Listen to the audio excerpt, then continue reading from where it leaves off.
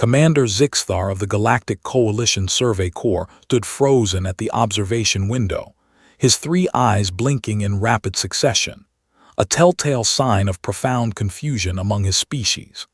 Behind him, the rest of the survey team had abandoned their monitoring stations and now crowded around the reinforced viewport, their various appendages pressed against the transparent aluminum as they stared in collective disbelief. "That cannot be correct," whispered Dr. Velmora, the team's xenobiologist. Her crystalline voice cracked with uncertainty. "Run the atmospheric scan again. There must be an error in our instruments." Zixthar didn't need to run another scan. He'd already run 7. The results were always the same. Planet designation TXC-847 possessed an atmosphere so corrosive that it had dissolved 3 of their survey probes within minutes of atmospheric entry. The air was a toxic soup of sulfur dioxide, chlorine gas, and compounds that their database didn't even have names for. The surface temperature fluctuated wildly between extremes that would boil water and freeze carbon dioxide. Radiation levels were high enough to be lethal to most known spacefaring species within hours, even with standard shielding. And yet there he was, a human walking across the planet's rust-colored surface, wearing shorts. "Enhance visual on the human subject," Zixthar commanded, his voice steady despite the absurdity of what he was witnessing. The holographic display shimmered and zoomed in on the figure.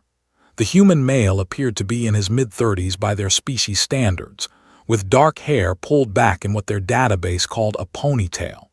He wore a faded shirt with some incomprehensible human text, the aforementioned shorts that exposed most of his lower limbs, and sturdy boots that looked far too casual for a Death World expedition. Most incredibly, he wore no breathing apparatus, no environmental suit, no radiation shielding whatsoever.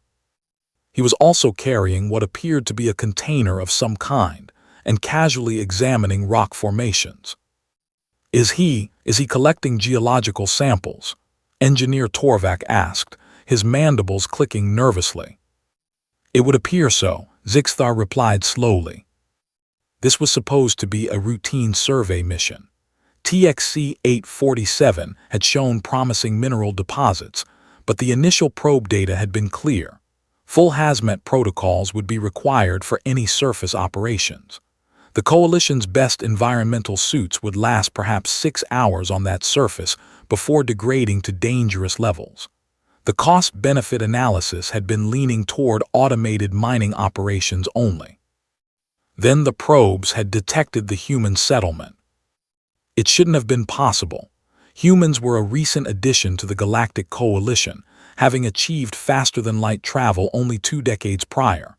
They were classified as a Category 4 species, resilient, certainly, but not exceptionally so. Their homeworld, Earth, was considered a moderately challenging environment by Coalition standards. Pleasant, even, compared to the more extreme worlds that had birthed the hardier spacefaring races. Yet here they were, apparently colonizing a planet that would kill most Coalition species in minutes. "Sir, we're receiving a transmission from the human settlement," Communications Officer Plix announced, her feathers ruffling with agitation. "Put it through," Zixthar said, straightening his uniform. A human face appeared on the display, an older female with sun-weathered skin and laugh lines around her eyes. She smiled warmly. "Hey there, I'm Margaret Chen, Settlement Coordinator for New Pittsburgh. Didn't expect to see a Coalition survey ship out here. You folks need something." Zixthar struggled to form words. "Coordinator Chen, we are conducting a routine survey of this system. Our scans indicate that your settlement is exposed to the planetary atmosphere. Are you aware of the extreme hazard your people are in?" Margaret's smile widened, transforming into a grin. "Oh, you mean the air? Yeah, it's pretty rough. We've had to make some adjustments, but it's not so bad once you get used to it. Reminds me of industrial New Jersey back on Earth, actually. Little worse, maybe." "Little worse?" Dr. Velmora pushed forward to the screen. "Coordinator Chen, Our instruments indicate atmospheric conditions that would be instantly fatal to most known species. How are your people surviving without environmental suits? Well, that's the thing about humans, Margaret said, leaning back in her chair. The background showed what appeared to be a typical human residential space, colorful, cluttered, and disturbingly casual for a death world colony. We're pretty good at adapting. Our medics did some genetic tweaking before we colonized, enhanced our natural resistance to chemical irritants, boosted our radiation tolerance, that sort of thing. Nothing too fancy. And we grew up breathing Earth air, which apparently prepared us pretty well. Prepared you? Zixthar felt his translator struggling with his tone of incredulity. Your Earth is classified as a garden world. Margaret laughed, an unsettling sound that their species found vaguely threatening. Garden world. Commander, I don't know who wrote that classification, but they clearly never visited Los Angeles during wildfire season, or Beijing when the pollution index hits 500, or pretty much anywhere in the Industrial Revolution era. We've been breathing toxic crap for centuries. Our lungs are basically sophisticated chemical filters at this point. Engineer Torvak pulled up Earth's historical atmospheric data on a side console. His eyes widened. Commander, you should see this. Human civilization went through a period where they voluntarily increased their atmospheric pollutants by orders of magnitude. For over 200 years, they called it progress. They poisoned their own atmosphere, deliberately. Dr. Velmora sounded horrified. Not deliberately, Margaret corrected, somehow hearing the exchange. More like, as a side effect of building cool stuff. But yeah, we got pretty good at not dying from air pollution. Made our respiratory systems tough as hell. This place, she gestured around vaguely. It's like living in old-school Pittsburgh in the 1950s, but with less steel production and more sulfur. We can handle it. The human male in shorts had now been joined by two others. One appeared to be a young female, also in minimal clothing, and another male wearing what their database identified as a tank top. They were laughing about something, completely at ease in an environment that should have been melting their flesh. What about the temperature fluctuations? Zixthar demanded. Our readings show variations from -40 to +60 degrees Celsius within a 24-hour cycle. Oh yeah, that's a bit annoying, Margaret admitted. We have to layer up at night, but it's not worse than winter in Minnesota or summer in Death Valley. Humans evolved to survive everywhere from Arctic tundra to equatorial deserts. Temperature regulation is kind of our thing. We sweat when it's hot, shiver when it's cold, and our bodies are really, really good at maintaining core temperature. Plus, we wear clothes. She paused. Most of the time, anyway. Tom out there collecting samples is showing off. We told him to at least wear long pants, but you know geologists, weird bunch. Dr. Velmora was frantically pulling up more human data. This is incredible. Commander, according to their biological profile, humans have an unusually high tolerance for environmental variation. Their homeworld has multiple distinct climate zones, and their species evolved by migrating through all of them. They're not specialists, they're generalists, extreme generalists. We prefer adaptable, Margaret said cheerfully. Makes us sound less boring. But the radiation, Torvak protested. Our readings show ionizing radiation at levels that would cause cellular breakdown in most species. Yeah, that's probably the worst part, Margaret conceded. We do have to take supplements, and our medical bay handles a few extra cancer screenings. But humans have pretty robust DNA repair mechanisms, always have. Our planet's ozone layer wasn't great even before we started messing with it, so we evolved to handle a fair amount of radiation. We just boosted that a bit with some gene therapy. Nothing major. Zixthar felt a headache forming behind his central eye. Coordinator Chen, your settlement is thriving on a world that our preliminary analysis classified as requiring Hazmat Level 7 protocols. The Coalition's standard procedures would mandate fully sealed environmental suits, atmospheric processing, radiation shielding, and thermal regulation systems. Yet your people are treating this as, what did you call it? Not so bad. Well, when you put it that way, I guess we're just built different, Margaret said with a shrug.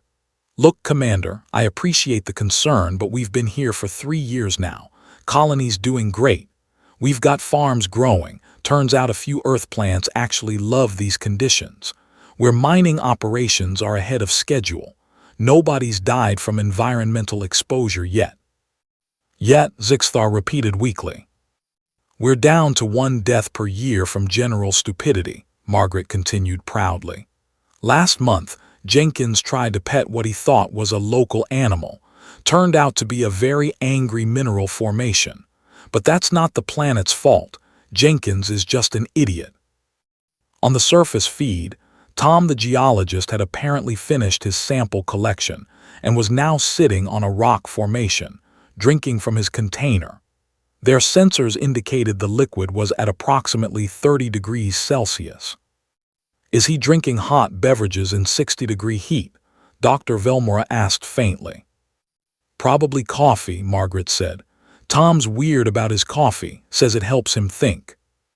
The survey team stood in stunned silence, watching as more humans emerged from the settlement complex.